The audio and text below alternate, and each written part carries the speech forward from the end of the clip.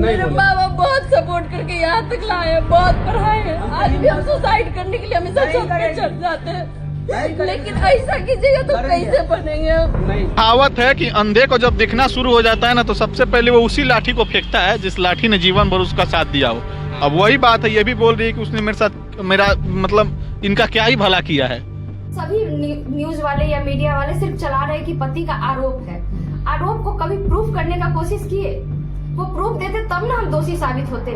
उन्होंने प्रूफ भी नहीं दिया और आप लोग ने मुझे दोषी साबित कर दिया। कैसे? जे अपन पति के नहीं बोले, अपन माय बाप के नहीं बोले, अपन जे पाललकै पोसलकै वो ओकर नहीं बोले, ओकर कहां से होगी? बिल्कुल छोड़। और आप लोग तो और खतरा बना दिए हैं कि हो सकता है हम अपना जान खुद भी ले ले, नहीं तो वो लोग तो मेरा जान ले ही लेगा। हम बचेंगे नहीं। उसके बाद सब लोग कैंडल लीजिएगा और कहिएगा इसको न्याय दिलाओ, न्याय दिलाओ। क्योंकि जैसा आप तो बैठे थे उसका बात तो उसने सुना नहीं, तो आप लोग न्याय दिलाइएगा।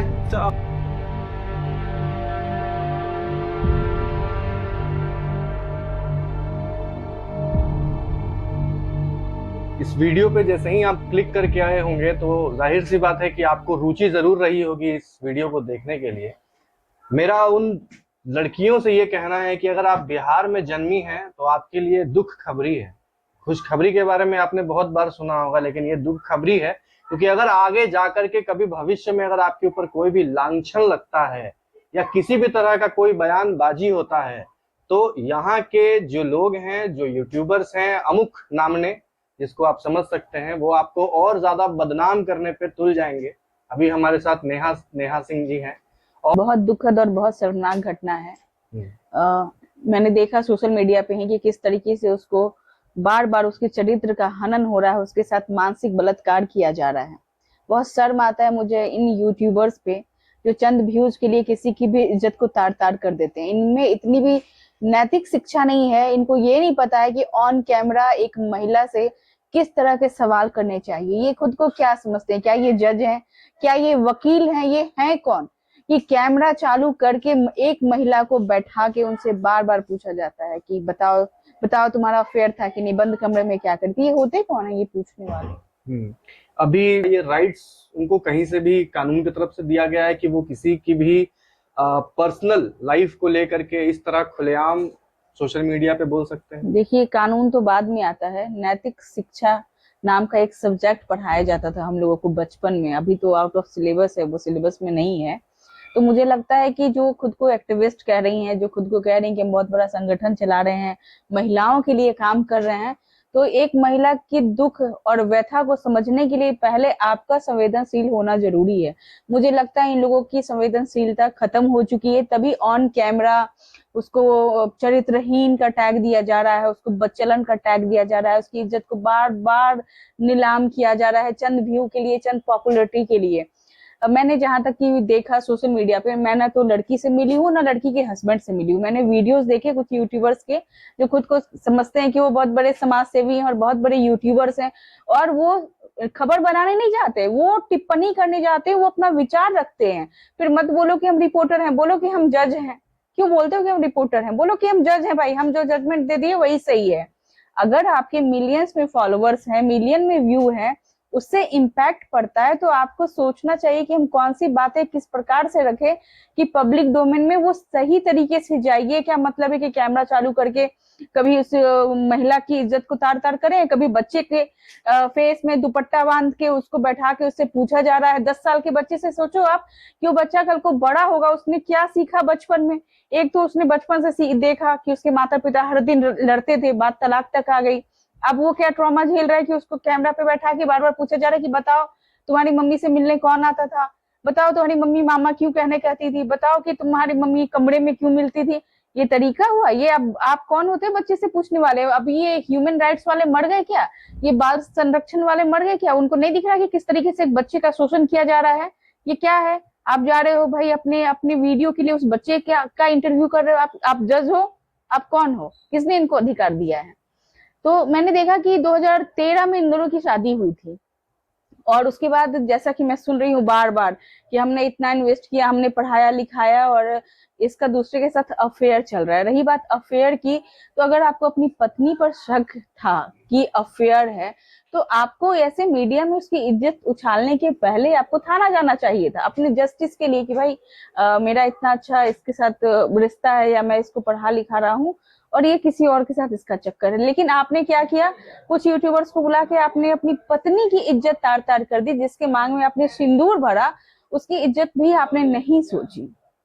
एक तरफ से इसको सही भी कह सकते हैं कि सोशल मीडिया के कारण आज कहीं ना कहीं अगर कुछ गलत होने वाला है तो उसका आप तक मैसेज सबसे पहले पहुंच जाता है। लेकिन कई केसेस में ऐसे जो संवेदनशील मामले हैं, जैसे कि ये बीपीएससी टीचर वाला, इसमें उनका तलाक 1.5 साल 2 साल पहले से चल रहा था और अब जाकर के पति जो है वो उनके ऊपर इस तरह से हावी हो गए हैं कि महिला जो है वो खुद को एक कमरे में बंद करके और लगातार रोए जा रही है। कल जब उनकी स्थिति मैंने देखी तो हम लोग भी गए थे एक्चुअली उनका इंटरव्यू ही करने के लिए, लेकिन वो देख करके हमसे वो हो नहीं पाया, क्योंकि उनका सिर्फ और सिर्फ एक ही बयान आ रहा था कि जितने भी यूट्यूबर्स यहाँ आ रहे हैं, जितने भी मीडिया वाले यहाँ आए हैं, उन्होंने मुझसे बात की, कुछ मेरे लिए बात की, मेरे हक के लिए बात की, लेकिन पता नहीं ज्यादा व्यू और ज्यादा नाम कमाने के चक्कर में वो लोग पलट गए और जाने के बाद वो लोग सीधा उल्टा टाइटल और उल्टा थंबनेल बना करके यूट्यूब पे डाल दिए, जिससे आज कहीं ना कहीं उनका जो पर्सनल जीवन है वो क्षति पहुंच रहा है।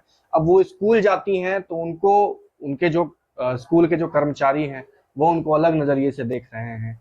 जो उनका बच्चा है उनके बच्चे के साथ जो सवाल और जवाब किया गया, उससे कहीं ना कहीं उसके बच्चे पे भी एक बुरा असर अभी से ही पड़ना शुरू हो गया कि हमारी माता के बारे में जब इस तरह की बात हो रही है तो आप खुद इस चीज को जज कर सकते हैं कि आने वाले समय में उस बच्चे के साथ भी किस तरह का बिहेवियर किया जाएगा।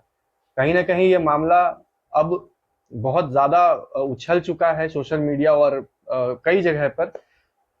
आगे जाकर के ऐसा कुछ ना हो या फिर महिला के साथ अब क्या होना चाहिए, इसके बारे में थोड़ा बताइए। देखिए, अभी आपने कुछ महीने पहले देखा हुआ नीला ड्रम का केस, आपने एक केस देखा होगा कि सोनम रघुवंशी नाम की लड़की राजा रघुवंशी की हत्या कर दी, हनीमून पे गई और अपने प्रेमी के साथ उसको धक्का देके मार दी।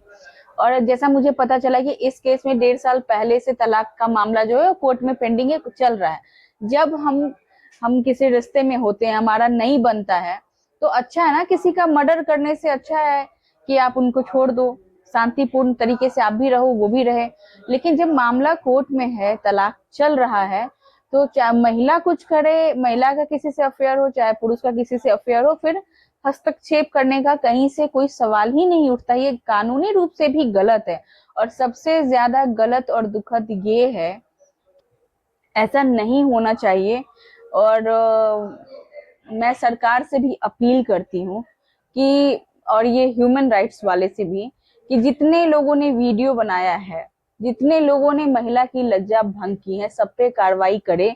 क्योंकि किसी का चरित्र दोहन करना बहुत गलत है। इज्जत बनाने में, सम्मान बनाने में वर्षों लग जाते हैं, लेकिन मिटाने में नहीं। और एक महिला की इज्जत को तार तार करने के बाद वो कहीं की नहीं बचती। घर से लेके, कार्य क्षेत्र से लेके, हर जगह उसको गलत नजर से देखा जाता है, वो दाग नहीं धुलता।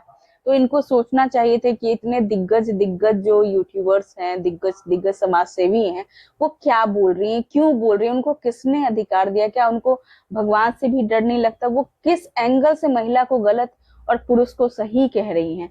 मुझे लगता है ना दोनों सही है ना दोनों गलत हैं।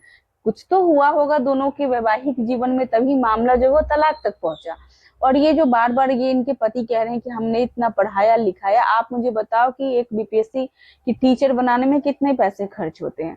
और उसके बाद ये मुझे बताओ कि महिलाएं सदियों से घर में काम करती हैं, हाउसवाइफ बन के जिंदगी गुजार देती हैं, अपने सपने खत्म कर देती हैं, कि उनका कोई एम होता है, वो सब छोड़ के आपके परिवार के लिए, आपके घर के लिए खुद को न्यौछावर कर देती हैं। उनकी मेहनत का क्या? कभी उन्होंने अपनी मेहनत का हिसाब मांगा है? कभी उन्होंने कहा कि हमने अपना शरीर, अपना मेहनत, अपना सब कुछ अपने पति पे इन्वेस्ट किया? नहीं। लेकिन आप चंद पैसे अगर अपनी पत्नी पे इन्वेस्ट किए, और वो इतनी काबिल थी, शायद जनरल कैटेगरी थी ना, हाँ, वो सोचो जनरल होके उसने निकाला तो काबिल थी तभी निकाला, नहीं तो हर रोज लोग एग्जाम दे रहे हैं, फॉर्म भर रहे हैं, कहाँ निकलता है।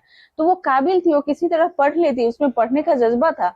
तो आप अपना मेल ईगो साइड करके, अपना चश्मा उतार के अच्छे नजर से एक बार देखते कि आखिर उससे किसी पुरुष से बात करने की जरूरत क्यों पड़ी।